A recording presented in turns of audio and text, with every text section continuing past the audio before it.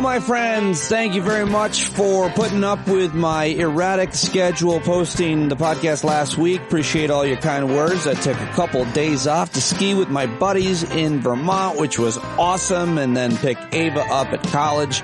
Stopped by, visited my parents as well, and the latter half of last week was a lot of great fun for me with my friends and family. Can't do it without your support, so really appreciate that. Very excited about the week of shows I've got coming for you. Great guests joining me this week, and we will hit 1,000 episodes of Stand Up with Pete Dominic, and wow, what a 4 years it has been. So I don't want to make a giant thing of that here on the podcast, and I'm not producing any special broadcast or anything too exciting, but we will party. We'll celebrate it this Thursday night at our weekly community hangout. And my guest for episode 999, I know, Herman Cain, is Maura Quint, and guest for episode 1000 will be Eric Siegel. That will drop later on today. That is what I've got. My conversation with Maura today for Maura Mondays begins at about 24 minutes today. But right now, I want to get to the news quickly. Just a reminder, and I'll probably plug it some way, somehow. I'm sure we'll have folks like Pico doing promos for it. March 22nd and 23rd, the stand-up community will be together to celebrate well over 1,000 episodes by that point, and the community that we've built together. If you want to join us in Vegas, get your airplane tickets now. Get to Vegas for Friday and Saturday, March 22nd, 23rd. J.L. Covan, Christian Finnegan, Ophira Eisenberg are scheduled to perform comedy, and the great Jon Carroll scheduled and booked to perform music. It's going to be a great, great time. Several listeners have already reached out and said they got their tickets. More information on that as we get it together. We're producing it on the fly, and it's coming together. Really excited about that. March 22nd, 23rd in Vegas. Buy your airplane tickets. Hang out with us for 2 days. I hope to see you there. And of course, we can't do any of this, have any of this without your paid subscription. So please sign up if you haven't. I would really appreciate, would love to see some new subscribers this month at the second half here of the month going into the end of the year would be awesome. Patreon.com/Pete Dominic right now for as little as $5. You can join our community, get all the benefits of it, and support this daily podcast, and sometimes more than daily. All right. Well, lots of news to get to and an awesome conversation with Maura Quint. So audio clips coming up, but first it's time for the headlines from the last couple of days. By the way, it was so great to unplug last week. I do love to cover the news for you and pick out these stories that I think are most impactful to you, your community, your life, our planet, and our country, obviously, but always good to take a break from it. But here we go, folks. Let's start with what's going on in the Middle East, Israel-Hamas war. This horrible situation where these 3 hostages were mistakenly killed by the Israeli Defense Forces that had been apparently even bearing a makeshift white flag. It is just heart-wrenching. The killings could force Israel to reconsider its strategy in Gaza, puts Benjamin Netanyahu in even more peril, more people calling for his resignation over this latest scandal. The U.S. Defense Secretary Lloyd Austin is going to visit Israel this week as the U.S. pushes leaders there to scale back the military campaign. Foreign secretaries of Britain and Germany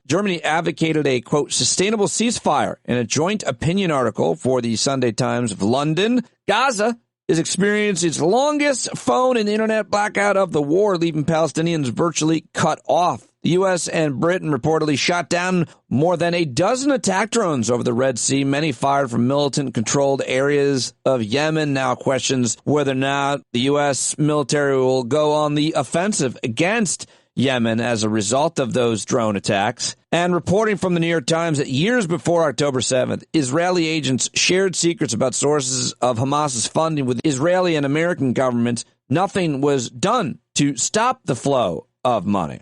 I got to read that article. In American politics, President Biden considering sweeping migration restrictions. Polls show growing support for these measures from Democrats, a sign of how drastically the politics of the issue has shifted. That's according to the New York Times. And at a rally in New Hampshire, the former disgraced president, twice impeached, 4 times indicted rapist, Donald Trump quoted and touted Vladimir Putin to support his case that the criminal indictments that he's facing are political payback. Yeah, he's referencing Vladimir Putin. Also talked out in support of the North Korean leader who just launched more missiles and Viktor Orban of Hungary. And he also said that immigrants are poisoning America. And we've heard that kind of rhetoric before. It's horrible. A lot of people reacting to that over the weekend. Former president, again, saying undocumented immigrants are, quote, poisoning the blood of our country at a political rally in New Hampshire on Saturday. The latest example of his campaign rhetoric that goes beyond the lies and exaggerations that are a trademark of his Trump speeches and instead goes into territory of outright extremism or racism. Of course, remind you that back in November, he was widely condemned for calling his opponents vermin, language that echoed that used historically by dictators, authoritarians, and Adolf Hitler. But of course, we are led to believe he also had Mein Kampf at his nightstand, according to his ex-wife. All wildly unsurprising, extremely predictable, and yet still shocking to the conscience that he says it and not only gets away with it, but maintains and potentially grows support as a result of it. Who are we? Well, we are a frighteningly large percentage people who support this maniac. What else do I have for you? The chief strategist for leading Ron DeSantis' super PAC has resigned. The group has been consumed by infighting. A national consensus on abortion remains elusive because Republicans are trying to keep the issue away from voters, according to a New York Times op-ed, which I thought was interesting to mention. At least 61 people, including women and children, drowned in the shipwreck of a migrant boat near Libya. That's fucking horrific. A Vatican court sentenced a once powerful cardinal to a 5.5 years in prison for financial crimes, which is better than what they're usually getting sentenced to. Sexual assault of children, of course, is what I'm referring to, in case you were missing that. Chileans voted yesterday on a new constitution that could pull the country to the right. A Memphis elementary school said it couldn't bar an after-school club sponsoring a satanic club from renting space in its building. And those are some of the headlines I've got for you from the weekend. Coming up this week, show number 1,000 for me. Serbia holds parliamentary elections yesterday. Jimmy Lai, a pro-democracy publishing tycoon, goes on trial today under Hong Kong's national security law. Congo will hold elections on Wednesday. And Argentina's next payment to the International Monetary Fund is due Thursday. I bet you wish you knew that. I don't know why that is something that I needed to tell you, but that's what's coming up this week. I hope you have exciting plans this week, something to look forward to. Those are the headlines. And now let's get to some of the audio clips that I saw and wanted to share with you from the past few days. First of all, I got to share this one with you because it's fun. There's a huge sex scandal in Florida tarnishing the very powerful couple in the Republican Party and, of course, their credibility. Christian and Bridget Ziegler are their names. He was the elected Republican Party chairman in Florida, the most important position, one particularly crucial given that the two leading candidates for the GOP presidential nomination were Florida men. That is, according to the Washington Post. He was in charge of fundraising and spending millions of dollars for party candidates going into 2024. Well, he's now been charged. Well, the Florida Republican Party on Sunday stripped Christian Ziegler of his authority and all but $1 of his salary until it can remove him in the wake of a rape allegation and the admission that he and his wife had a three-way sexual liaison, according to the Orlando Sentinel. The censor stated the party has lost confidence in Christian Ziegler's ability to effectively lead and requested his immediate resignation as chair. Anyway, the audio I've got for you is from the Board of Education at the Sarasota School District that his wife, Bridget Ziegler, is on the board of. And this young man really just rips in this minute 18 at the school board about Bridget Ziegler, who engaged in sexual relations with another woman while advocating against LGBT people and their rights. Bridget, our first ever interaction was when you retweeted a hate article about me from The Nationalist while I was a Sarasota County school student. You are a reminder that some people view politics as a service to others, while some view it as an opportunity for themselves. On this board, you have spent public funds that could have been used to increase teacher pay, to change our district lines for political gain, remove books from schools, target trans and queer children, erase black history, and elevate your political career, all while sending your children to private schools because you do not believe in the public school system that you've been leading. My question is, why doesn't an elected official using our money to harm our students and our teachers for her gain seem to matter as much to us as her having a threesome does? Bridget Ziegler, you do not deserve to be on the Sarasota County School Board, but you do not deserve to be removed from it for having a threesome. That defeats the lesson we've been trying to teach you, which is that a politician's job is to serve their community, not to police personal lives. So, to be extra clear, Bridget, you deserve to be fired from your job because you are terrible at your job, not because you had sex with a woman. Yeah, wow, very good stuff from that kid. I'm sorry I don't have his name. I couldn't find it, and I was going to spend all night. If anybody knows it, I will definitely give him credit. All right, so that is clip number one. I wanted to share that with you. How about this one? The Supreme Court has just agreed to hear a case that seeks to invalidate the approval of mifepristone, which, of course, is a drug that you can take to terminate your pregnancy and probably responsible for more abortions than actual traditional medical abortion. Well, the Supreme Court agreed to hear this case that could invalidate the approval of mifepristone just weeks after Republicans got clobbered on the issue of abortion in off-year elections. Here is CNN anchor Chris Wallace talking with Kara Swisher on his program on Sunday, and I tend to agree with her comments here. One other thing, we've only got a minute left in this segment, Kara, and that is, as if there weren't enough, the Supreme Court has decided to jump in and hear the case about mifepristone, which is one of two pills that women take. And it turns out that taking the abortion pills accounts for a majority, more than half of all the abortions in this country. So the Supreme Court, sitting there in their black robes, is going to sit there and decide whether or not the FDA was right when it extended several years ago, it opened up more access to this drug. Should judges be second-guessing the FDA about whether or not it's safe to take a drug? This is going to be explosive, depending on the decision. If they ban it, I think the GOP is going to lose everything, because I think this is the most important access to abortion for many women. And I think it's just one of these issues where people there's going to be exception after exception after exception. There's going to be Kate Cox after Kate Cox after Kate Cox, and it's going to be a problem for the GOP. Yeah, I tend to agree, and I talked with Eric Siegel about that. I'll be posting that later. And I also, of course, talked with Maura Quint about it, too. Now let's listen to my favorite commentator in all of cable news, and I mean that. It's Laura Coates, but she was actually on HBO on Real Time with Bill Maher, where on the overtime segment, Bill Maher had Ray Romano sitting there at the table, as well as two other guests, and Maher reads this question from a viewer on the overtime segment, and Laura Coates knocks it out of the park, and we all learn and laugh at the same time because she's the best. Laura, what do you think of Jack Smith taking Trump's immunity claim directly to the Supreme Court? Brilliant. Why not? I mean, why not go straight to the horse's mouth? I mean, or 9 of them.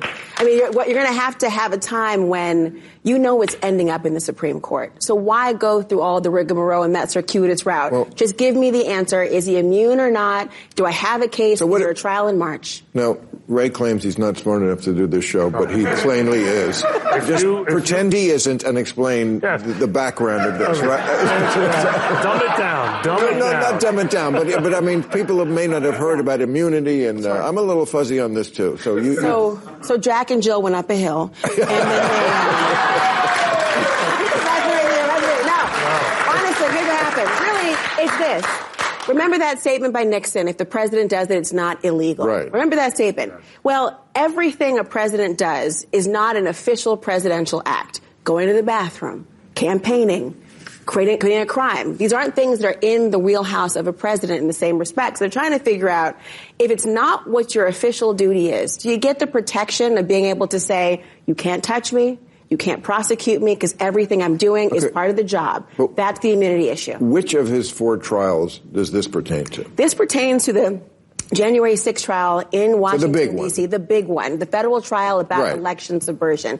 He's trying to claim that everything he said leading up to January 6th and really on January 6th was all part of a presidential duty, and therefore I can't be prosecuted. You got to know the answer to that question before you go forward with the trial, because if he's right, and if the court sides with him, a lot of these cases at the federal level go poof. Yeah, she's the best. Love her. Love Laura Coates. Reached out to her and texted her and let her know. And so great. All right, let's check in with CNN anchor Jake Tapper yesterday, dropping the hammer on former disgraced President Donald Trump after his horrific comments at this rally over the weekend that's drawing widespread condemnation from pretty much everybody from this inflammatory speech that I mentioned earlier in the headlines. Take a listen to this, and it does have Trump in it. I was going to include that anyway, so trigger alert, brace yourself, but I think everybody does need to hear this. Hello, I'm Jake Tapper in Washington, where the state of our union is frankly stunned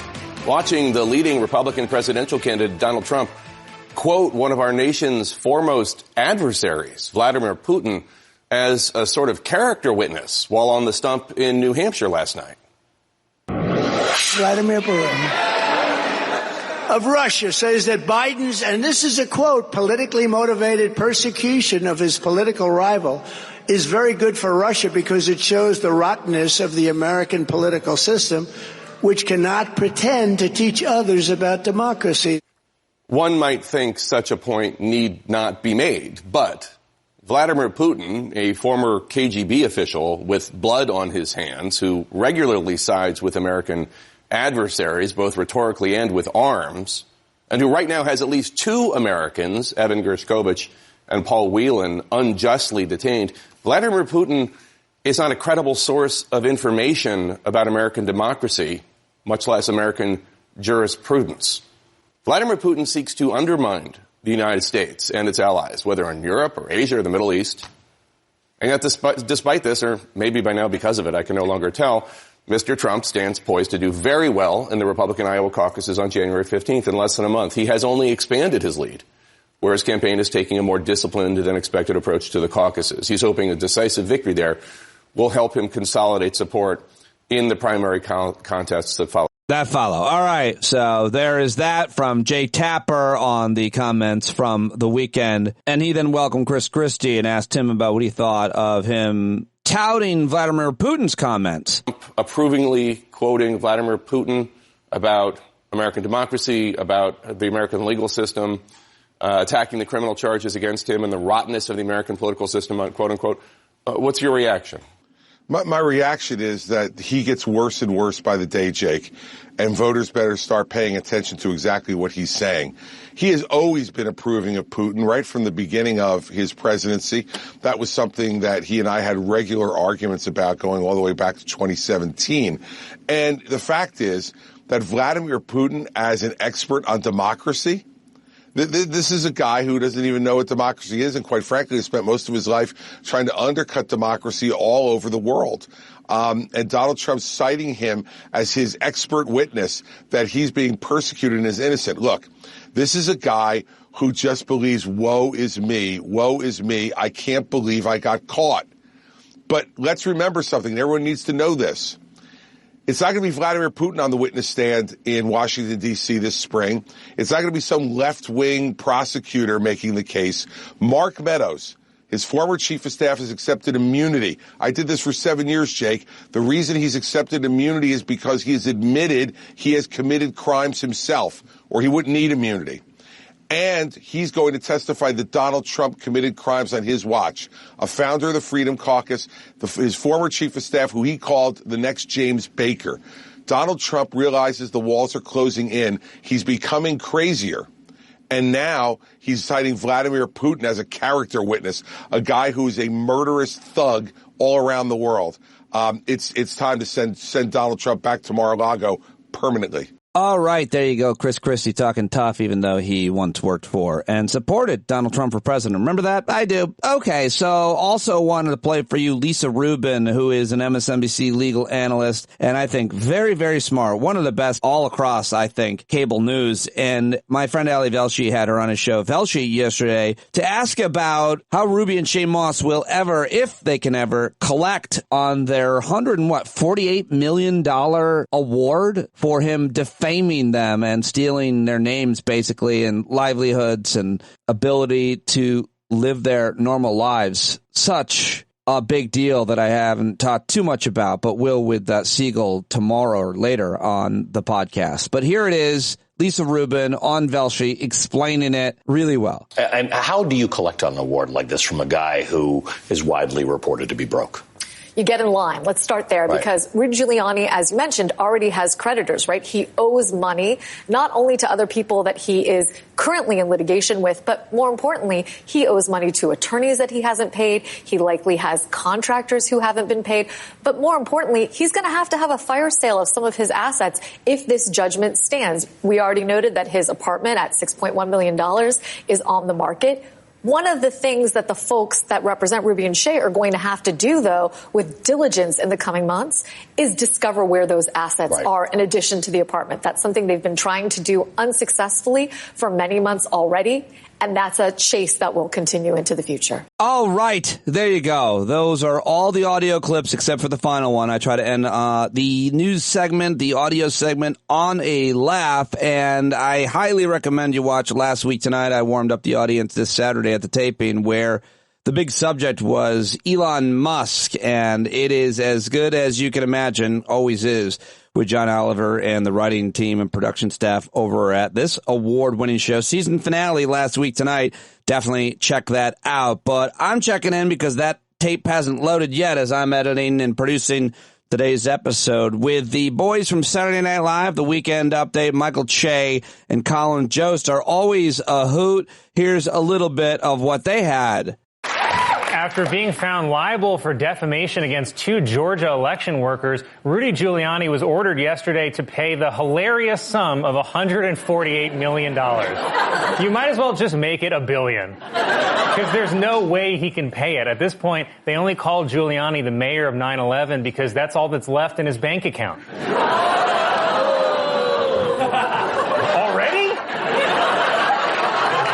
Giuliani, amazingly seen here in better times,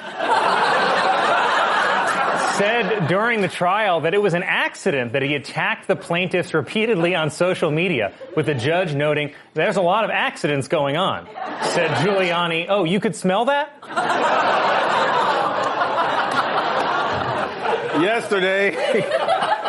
Yesterday, President Biden released a new video with Barack Obama in which they remind people that Obamacare is still available. But according to polls, people really want to know if Obama is still available.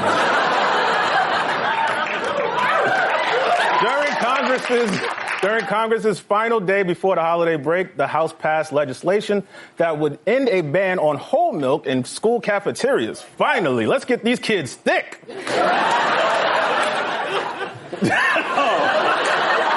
Republican Representative Derek Van Orden, who looks like if Santa stormed the Capitol, argued in front of legislation to bring whole milk back to school cafeterias, saying that almond milk wasn't milk because, quote, milk comes from a mammal.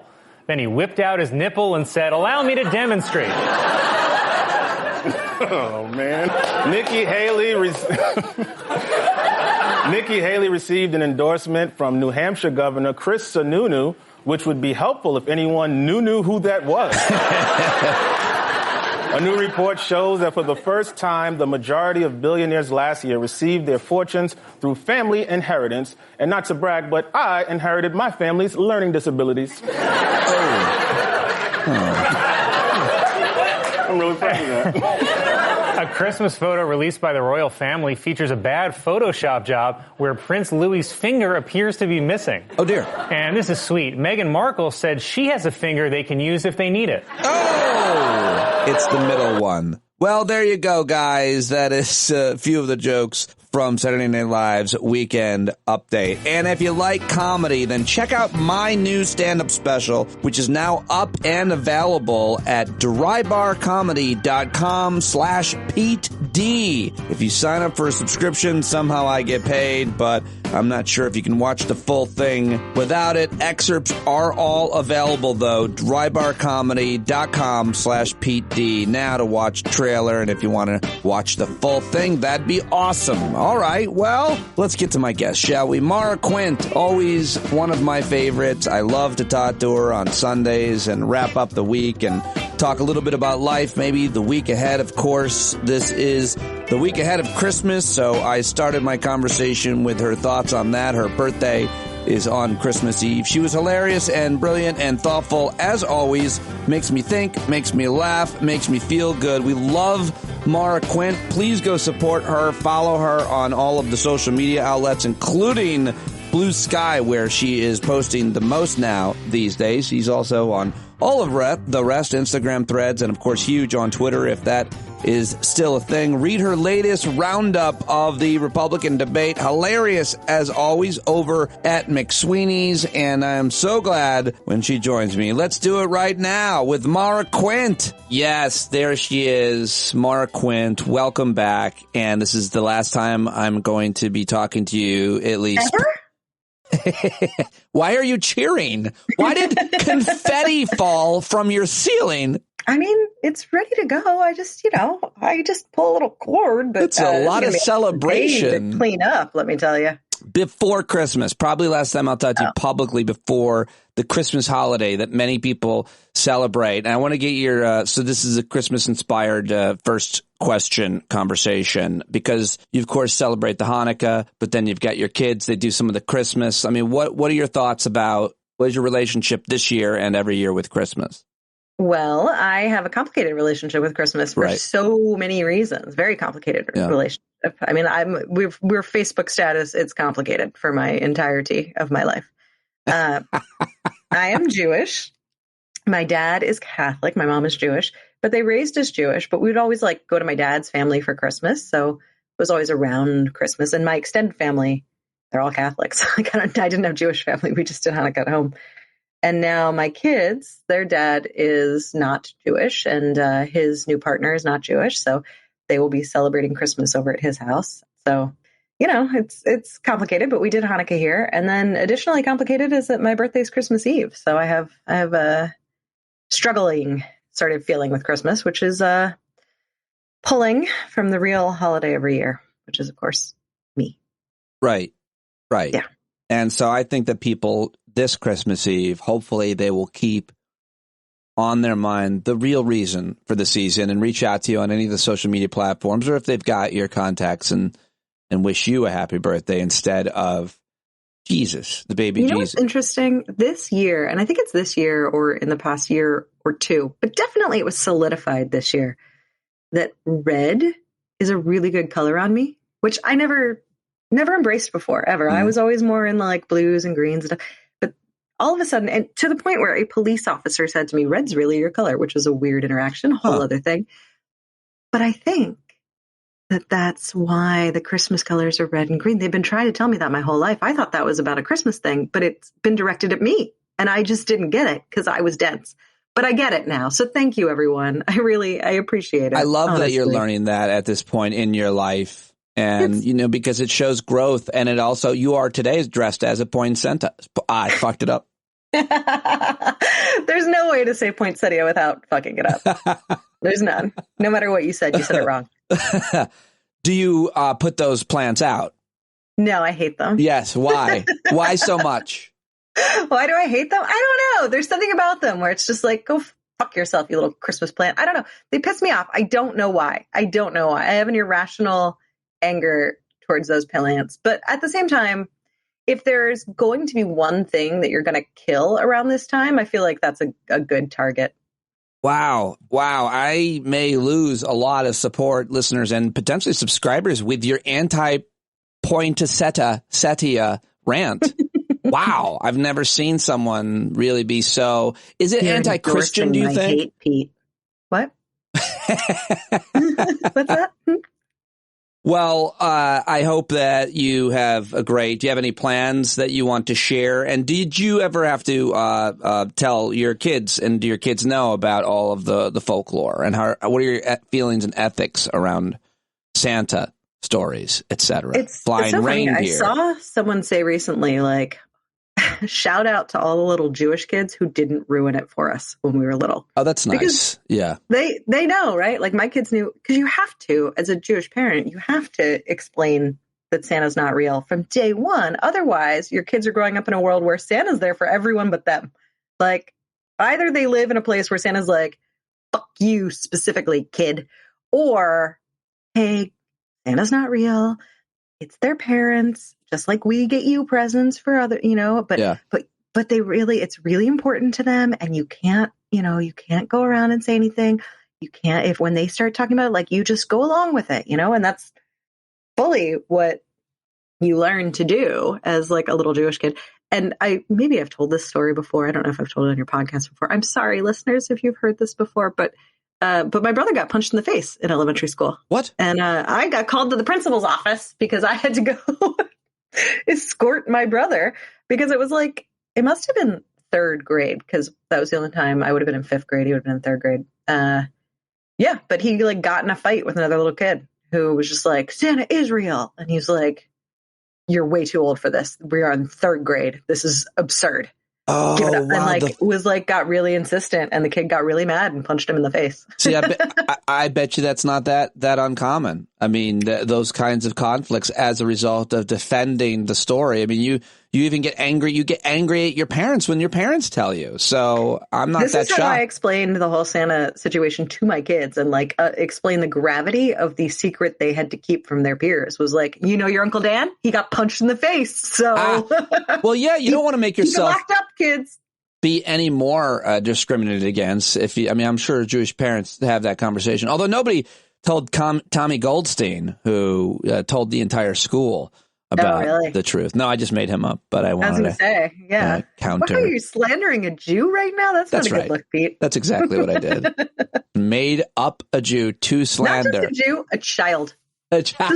Really? Well, in my hypothetical, he was actually like a 16-year-old. So I'm just saying. Well, why is he having to disprove Santa to everybody at that point? Where is he hanging out? Is he babysitter? So, okay, well, that's a fascinating story and an important one. I just think it's always an interesting ethical thing to talk about, dilemma, the whole story. Kids are always kind of disappointed, and it arguably could break down trust a little bit and give them a kind of an existential crisis about what else have they been lied about, from the Easter Bunny Tooth Fairy to God herself. Actually, I'm in favor of it. Like, make sure your kids know very, very early on, you know what? It's all a fucking lie, man. Question everything, like give him a tinfoil hat for Christmas, for that matter, like ask your own questions, do your own research, man. Yeah. And why don't this year for the Christmas special, we're watching the Alex Jones Christmas special. Right now, Santa is a lizard person. Oh God, that's like so triggering. You should have. Sorry, yeah, my bad. You're right. Upsetting. You're right. I apologize, not only to you, and I will consider editing it out for the other listeners. But you took the brunt of it, and let's ask you about that. Let's get into some of the news. He apparently has been let back on Twitter. Now, he is arguably the worst person in America. He's up there with Trump and Elon Musk, but. Sure. Kanye is doing his best. He announced he's going to be running for president with Hitler and Jesus this week. I don't know if you saw that. I didn't see any of this. Interesting. My gosh, I've been really busy. Seems very mentally ill. But nonetheless, Elon Musk did let Alex Jones back on Twitter, and you're not very much on Twitter. You're killing it over on Blue Sky, and I want to talk about some of your posts. But thoughts on that? I mean, that makes sense. That sounds like the next natural thing that he'd do. I mean, he's pretty desperate. Elon Musk is really screwed over so many investors, and he'll be fine. It's no big deal to him, but he's going to cause some problems for others who believe in him. They should all. If anyone's going to lose belief in anything, let the children believe in Santa. Let the world stop believing in billionaires. They're absolutely just the worst fucking people. No one should have an ounce of faith in them at all. But yeah, no, Alex Jones is he's a true evil. I mean, he's not just like, to me, he's not just a terrible person. He is like as close to pure evil as you can find. Yeah. The moment, I mean, like for me, I will never, there's literally nothing this man could do at this point in time, truly, to redeem himself ever to me, which is a huge thing for me to say because I'm like, I tend to forgive everyone. Like, if anyone who wants to make any sort of effort, I am very into kind of not forgetting, but like allowing people to progress and change. That man, I don't care if he starts, saving humanity in some way. He will always be pure evil to me for what he did and continues to do to the families who lost children at Sandy Hook. There's no redemption for that. I fully agree with what you just said and support it and feel the same way and wish I could have said it as articulately, but you did. So I want to move on. That's enough about him. He deserves nothing more from us at this point, but you know who does? The Texas legislature and the Supreme Court, because I got to ask for your reaction to what we saw play out, what sadly we knew what would happen with this young woman, Kate Cox, who's had a complications in her pregnancy. The child was probably not going to live. I don't have it all in front of me. People heard about it. She wanted to get an abortion and they would not let her. And she had to leave the state and it was horrible. But we knew we'd see that. We know it's happening and we're not seeing it because it's not always as publicized. We're going to see more of it. What do you think that does? By the way, Texas Senator Ted Cruz and John Cornyn won't answer any questions about it. They know how terrible this looks. But how terrible does it look, I guess, Maura, to your point of view? Well, I mean, I just ranted about my hatred for Alex Jones. I hope he uses Ken Paxton as a toilet for the rest of his life. I mean, that's the fate that I hope that man deserves. No, it's, particularly his eye. Wherever, I don't care. He doesn't have to aim. And we've heard multiple people say for some time that the cruelty is the point, right? Like that's become kind of a pat expression. But in this case, like I really would say, like it has nothing to do with anything, even no matter what you believe, no matter whether or not you fully believe in a religious sense of life at conception, and you truly believe abortion is murder.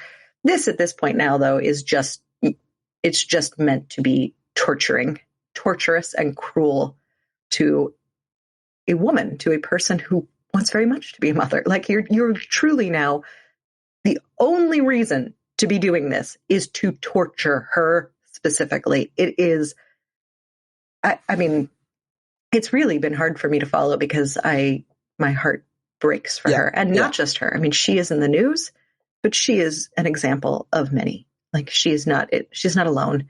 This is the sort of thing. Yeah, I think that's happening. The point. I think that when you say it's truly been hard for me, like that view is probably represented by millions of other people, including a lot of women that want to get pregnant. And what does it mean if we keep seeing these types of stories? How does this? We're going to keep feeling this way. I would love to be able to take a place or a position of, these terrible things are going to happen. But what they're going to do is like everyone's going to be so upset and so outraged that it's going to like turn the tide and we're going to start. And yes, there are moments where that can happen. It's true. But what I have seen over and over and over is we just numb ourselves and distance ourselves. And it doesn't actually provoke real change. It just means we accept it. We accept the horrors more and more and more. We accept the cruelty. We accept the evilness. And it's really, really frustrating to me. So I struggle to get on board with the whole like, no, they're shooting themselves in the foot. The Republican Party's going to like lose it for all of this. I don't know. I don't know that that's the case. I don't know that people are able, and I don't want to blame individuals because it's me, it's you, it's everyone. Like, it's not that we don't care. It's that there's so much awful, so much evil, so much horror. You can't hold on to it all the time or you will collapse. You have to somehow keep going. And the only way for you to keep going, and this isn't necessarily true, but perhaps the most obvious way to keep going is to try and like put on the blinders a little bit, right? And just like keep moving forward and do what you have to. But it's so hard to take a constant beating of evil and use that to really like animate or motivate because it's so oppressive. Yeah, no, I think you make a lot of good points, but I wonder if you look away for a lot of the time, but then a month or a few weeks before an election, you see the ad with the 10-year-old girl who was raped and had to leave her state, or you see the Kate Cox ad, or you see that ad, and then you're reminded about this. I feel like it will animate people to go to the polls, especially and including in states where Democrats don't usually win because of this one issue, because of that one ad or multiple ads that are as effective as that one was, I think, in Kentucky. In a vacuum, I think that might be the case, but I don't think we live in a vacuum. And you have to, first of all, recognize that you're not going to have blinders on and then suddenly see it a few days before and go, oh shit, right. Like you're not there. It's going to be run. You're going to get to the point where you go, yeah, that ad again. You're just going to flip, right? Mm-hmm. Like you're going to, okay, look away. Yeah, I've seen it. I know. And that helps to kind of numb you. But additionally, that's not all that you're going to be getting a tremendous tumult of information and attack from the other side. And whether they choose to, they're pretty good on messaging. So I don't know what they're going to grab a hold of, but there is going to become a moment for lots of people where they go, yeah, that's terrible. But, what can I do? There's this other stuff, I just don't think it's as, I am not at a point where I can go confidently, yes, this is gonna win the elections for the left because people are so outraged. Even though obviously it did improve turnout and there was an effect to it. People were angry and it did that in the past, midterm cycle. I don't want to take that for granted at this point. Fair enough. Very fair. I wanted to ask you if, given the work that you do to fight billionaires and super rich people and tax the hell out of them, is there anything coming up here at the end of the year, much less these negotiations over funding, support for the war in Ukraine, that you are working on or that you think you might see when it comes to these issues that you are advocating for the vast majority of the rest of us on? What I love most here, Pete, is I told you I was going to do stand up last week and then I didn't. And so it's kind of like you're just like, let's not. She doesn't want to do anything fun. She doesn't want to talk about anything funny or light. Let's really focus in on the most exciting stuff we can possibly do, like the horrors of the world. All right. So keeping up with the exciting I opened stuff. With a very fun look at Christmas from tax policy. That's the most Christmas thing I can think of. Why? Well, I feel more Christmas than that. Although it does relate to the Christmas Story because of Herod's decree of taxes. I could make it connect. Anyway, go ahead. I'm not going to. It's too terrible. Regardless, no, we don't expect any sort of tax or really a lot of econ stuff to move here before the end of the year. But I will say that there is some conversation about looking at corporate tax extenders right off the bat in the new year. There's already a lot of conversation about that. It's a frustrating point, and I will say this for anybody who is Christmasing with electeds, I'm sure some of your listeners are hanging out with senators. I'm sure that's just a commonplace sort of thing. Very highbrow individuals is what I'm saying. No, not highbrow, just moneyed, right? Anyway. Some of them are both. Okay. No, there are these corporate tax extenders. These are things that were in the 2017 Trump GOP tax law that they passed. They are expiring and Republicans want to extend them. The Democrats, this happened last year, they took a pretty hard stance that they would not extend any corporate tax breaks if they did not extend at the time and now sort of reinstate the child tax credit for families. We're sort of revisiting that. It's better than nothing. Certainly happy that the Dems are pushing for a child tax cut. That is an important. That was an important thing that helped reduce child poverty by drastic amounts. So definitely in support of the child tax credit. Definitely not in support of these corporate tax extenders. They are absolute just giveaways to corporations. For me, my ideal world would be yes, child tax credit.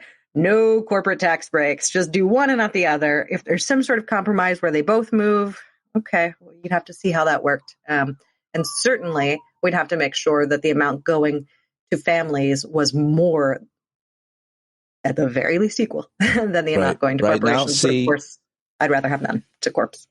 Super glad that I asked. See, I'm super glad I asked that question. I had no idea about any of that was happening right now. But I also wanted to get your take on the indictment of Hunter Biden for tax evasion. Does that look political, knowing what you know I don't care. That's what Hunter Biden, I'm just like, I don't care. He doesn't hold any sort of political office. Do whatever. I don't know. Did he fuck up? Did he do something wrong? Great. Grab him. Do whatever. Follow through. I would love to see some individuals having the law followed through on them. But I also do not give a shit. That man does not influence my life or impact it in any way. Well, do not care. He funneled money to his dad from China. That doesn't bother you, apparently, allegedly. Yeah. Well, with all that money he didn't pay in taxes, he gave it to his dad, I guess. And he also has a gun. He has a gun? Yeah, he got brought up on charges for having a gun or something, too. He's not allowed to have a gun. Only Republicans are allowed to have guns, I thought. That's right. That's correct. That's especially if they're mentally unstable and have a history of domestic abuse. Those are the people we want having guns. Yes, that's what you've been advocating for a long time, which I really don't understand why you're so behind that idea. But some kind of weird experience that you had. I am your average voter. I hold very confusing beliefs, and none of them make any sense. Did you hear about the story about the Moms for Liberty mom in Florida? Her husband's the GOP president of the Republican Party of Florida, and it's been found out that she and her husband had been having threesomes with this other woman, and then the woman said she didn't want to take part in sex with the husband anymore, and so he went over and allegedly raped her and filmed it, and he's brought up on charges. She is still on the board, and last week they recalled her. Overwhelmingly, the board recalled her, but it doesn't have any teeth, so she's still on the board. And this is an anti-gay woman who is having sex with a woman. But as I've said to other folks, that's not offensive. She's very attractive as well. Women having sex with each other is okay. And it's what we're really concerned about is trans. As long as they're doing it performatively for men. It's not okay if they're doing it privately for their own happiness. Well, I think it is performatively for men's views, then yeah, sure, that's fine. But if I disagree, because if I find out that that two women are having sex, I then will imagine it and be okay with it. Whereas if I find out that two men are having sex, I think maybe it makes me feel uneasy. So I disagree. I see. Yeah. So the real problem for you is the fear that a man might want to have sex with you. No, the real problem is the opposite, that he might not. But we're not. But I wasn't talking about me. I was saying the hypothetical guy. I have been waiting for. We're going on 15 years for that. I love that we always wind up back here, no matter what. No matter what. How much I want to be with a man sexually? Yes, absolutely. Yeah. Well, I'm secure in it, but a lot of these guys, they don't like it. And so then I think what's happening is people are hearing, they're like, oh, Pete Dominic, he's a comedian. He's, he's got a family and he appears to be living a life as a straight man and he makes jokes. So I think they think you're joking. Yeah.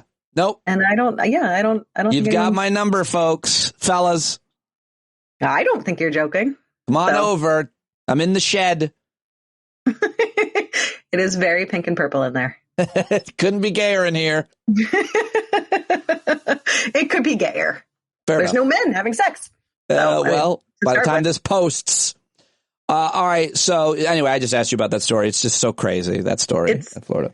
I mean, it is ridiculous. The constant hypocrisy, anything. I truly, actually, I will say, I really do believe anyone who's going around screaming about child predators or anyone who's very loud about protecting children I would never leave my children with those people. Like the louder they are about it, the more I'm like, no, there's something that I don't trust here. Yeah, that's how it's like the Catholic Church, basically, is what you're talking absolutely. about. Yeah. Absolutely.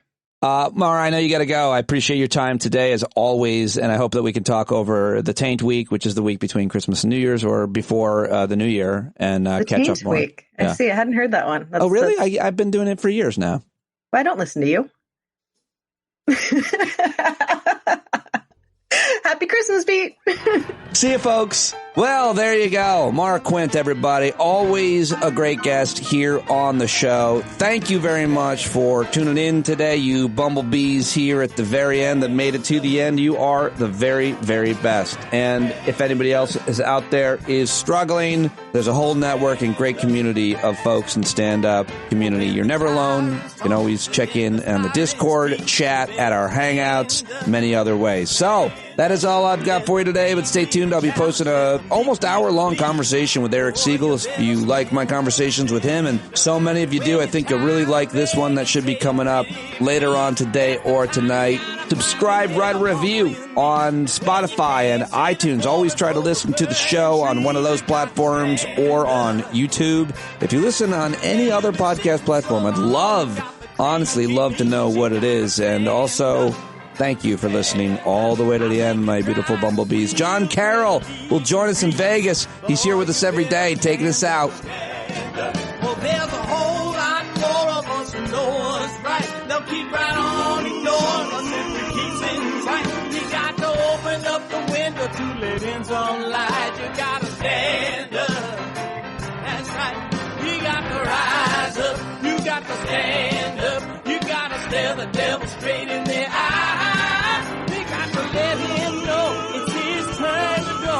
See it clear and all you hear is a lie. Don't get up off of your butt, get down off of your fence. And even if it ain't a very friendly audience, well, they'll begin to listen when you start making sense. And you stand up, stand up. No need to point your rifle to defend your town. Just stand up, stand up. You know they can't deny what you're laying down. Oh, you better stand up, stand up.